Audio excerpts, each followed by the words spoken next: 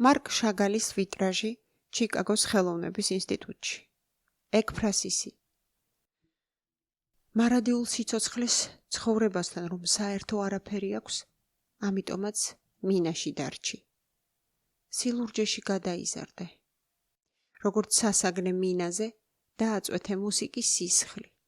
ჩაუქრობი წითელი ლაქა.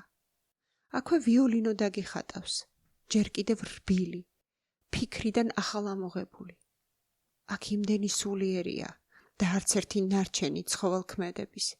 ისე სუფთაა და შეუმუხურები უძრავი წამი, როგორც ქერუბიმთა ოთახი. თუნდაც დასასრულს გვანიშნებდეს ცეცხლის თითება მენორა, მზე მკვდრის თვალივით რომც გადაბრუნდეს. ეს ვიტრაჟი მაინც დარჩება. იგი ღმერთის სათამაშო კალეიდოსკოპად, კოსმოსურ მილში, ფერად ნამსხვრევებად ჩაიძაბრება.